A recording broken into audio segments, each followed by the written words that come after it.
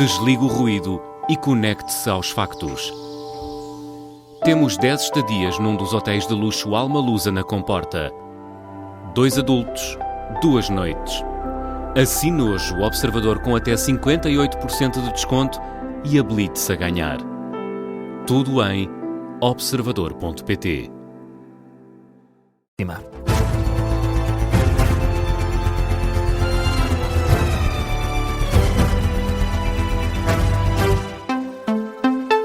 Jornal das Duas, na Rádio Observador, com a edição do Luís Soares, e começamos com uma notícia Observador.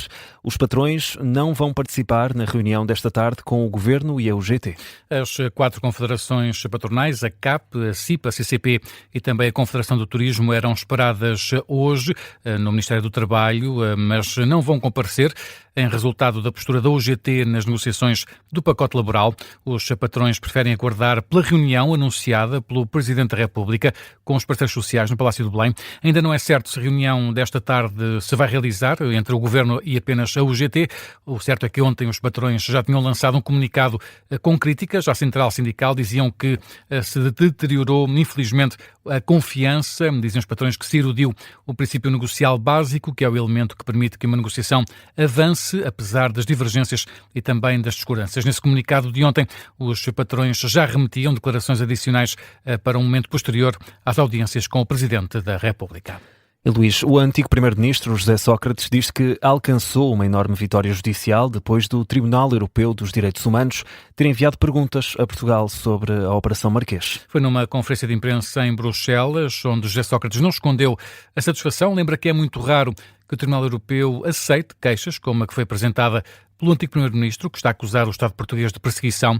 Apesar do que considera ser uma vitória, José Sócrates reconhece que o Tribunal Europeu ainda não aceitou formalmente essa queixa. Fala, no entanto, num bom indício e sublinha que agora cabe à Justiça Internacional tratar da questão jurídica da Operação Marquês. Esta decisão do Tribunal é uma decisão a todos os títulos extraordinária, não só porque é muito difícil que o Tribunal aceite as queixas, mais de 90% são rejeitadas, mas também porque, pela primeira vez, tenho a certeza que o arbítrio destes 13 anos de perseguição judicial será analisado por um Tribunal Internacional.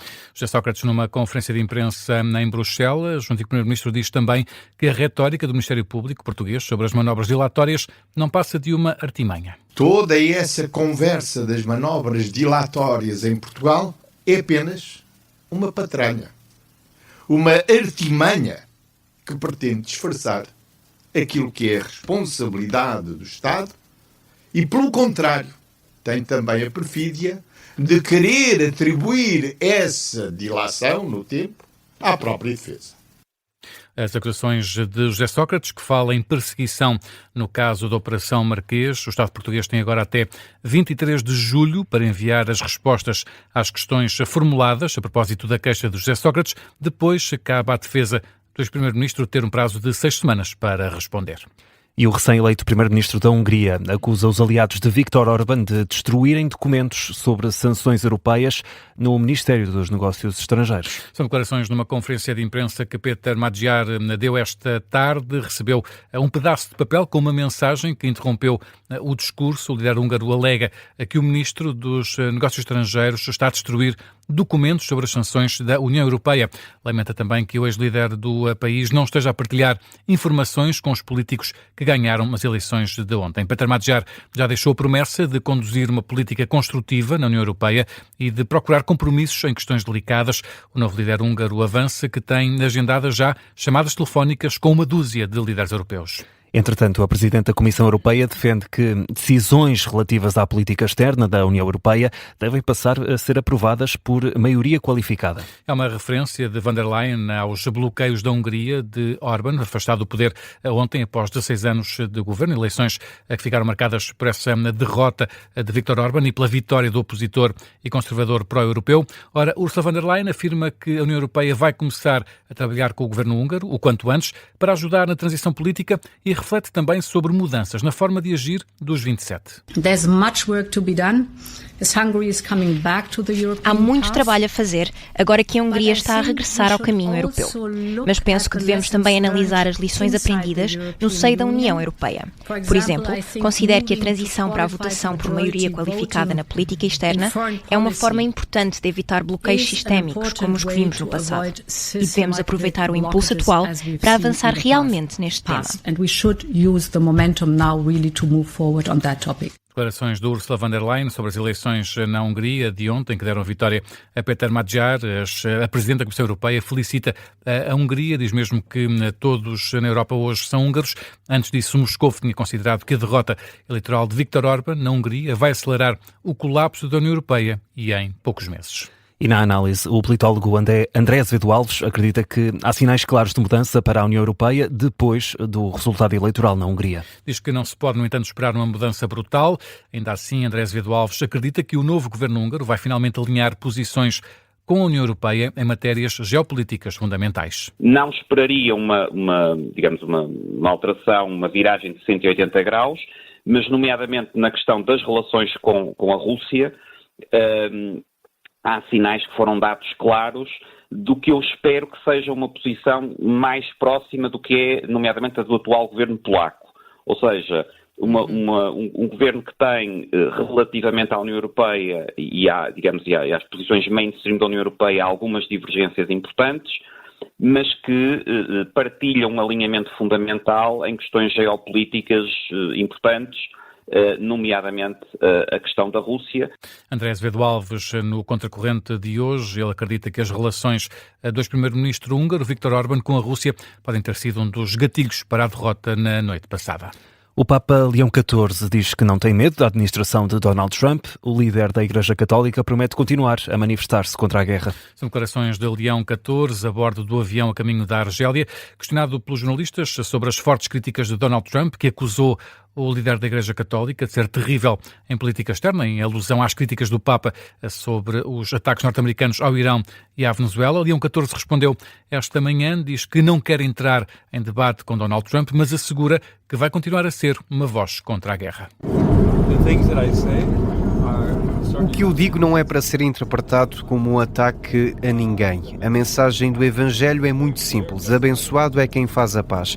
Não vou deixar de anunciar a mensagem do Evangelho, de convidar todos a encontrar maneiras de construir pontes para a paz e encontrar formas de evitar a guerra sempre que for possível. Para pôr a minha mensagem ao mesmo nível da do Presidente, acho que é não perceber qual é a mensagem do Evangelho. Lamento ouvi-lo, mas vou continuar a desempenhar a missão da Igreja. A garantia deixada por Leão XIV a bordo do avião que o levou à Argélia é uma visita que marca o início de uma viagem de 10 dias ao continente africano. Depois disso já, o presidente norte-americano partilhou na rede social Truth Social uma imagem gerada com recurso de inteligência artificial em que Donald Trump surge representado como Jesus Cristo. Na imagem pode ver-se Donald Trump com vestes brancas e com a mão direita colocada na testa de um homem que aparenta estar a curar. O antigo presidente da Câmara de Coimbra e líder da oposição, José Manuel Silva, acusa Ana Abrunhosa de violar a liberdade de imprensa e a Constituição. O movimento Somos Coimbra repudia o que considera ser um ataque por parte de Ana Abrunhosa a um jornalista da Lusa e aconselha a autarca a não ser juiz em causa própria e a não tomar más decisões. Em causa a retirada de confiança da Presidente da Câmara ao jornalista da agência Lusa, João Gaspar. Ana Abrunhosa acusou o jornalista de mentir a propósito de uma notícia relacionada com a Câmara de Coimbra. Em entrevista à Rádio Observador, José Manuel Silva avisa que não é papel de um autarca tirar a confiança a um jornalista e por isso fala de uma situação inédita e insólita. Não se justifica de forma nenhuma esta atitude da Sra. Presidente, mas grave ainda pressionar a Lusa e retirar o jornalista da lista de e-mails de jornalistas da Câmara Municipal para que ele não receba as notícias. Isto é uma atitude antidemocrática e que viola a própria Constituição e põe em causa a liberdade de imprensa em Coimbra, porque é uma forma de fazer pressão sobre os outros jornalistas. José Manuel Silva alerta que mais de 13 dias depois da primeira interpelação de João Gaspar, Ana Abrunhosa ainda não deu esclarecimentos às perguntas. Também a diretora de informação da agência Lusa confirma ao Observador que já houve um primeiro contacto feito pela Câmara de Coimbra no sentido de resolver a polémica em torno da retirada de confiança aos jornalistas. Já o presidente do Sindicato dos Jornalistas, Luís Filipe Simões, considera preocupantes as declarações da autarca. Quando um detentor de um cargo público diz que retira a confiança a um jornalista, é não perceber bem o que é o jornalismo. Os jornalistas não precisam da confiança de um Presidente da Câmara, de um Primeiro-Ministro ou de um Presidente da República. Precisam de fazer o seu trabalho e já agora, o João Gaspar falo, ao contrário do que foi dito, cumprindo todas as regras deontológicas que tem, e a verdade é que os pares do João Gaspar veem nele um jornalista de referência. Declarações do presidente do Sindicato dos Jornalistas à saída da ERC, depois da entrega de uma queixa contra os estatutos da Lusa, que o governo alterou em janeiro. A semana passada, a mesma queixa foi entregue também ao provedor de justiça. São agora 2h10. Está com a Rádio Observador. Há ainda outras notícias em destaque a esta hora, Luís. A Polícia Marítima detectou e interceptou uma embarcação com 35 migrantes a bordo ao largo da ilha grega de Gavdos. É um comunicado da Autoridade Marítima Nacional, uma operação que foi coordenada pela Agência Europeia da Guarda de Fronteiras e Costeira e teve a colaboração da Guarda Costeira italiana. As rendas das casas por metro quadrado aumentaram 5,1% em março em relação ao mesmo mês do ano passado. São dados do INE. De acordo com estes dados, o aumento mais intenso aconteceu na região da Madeira.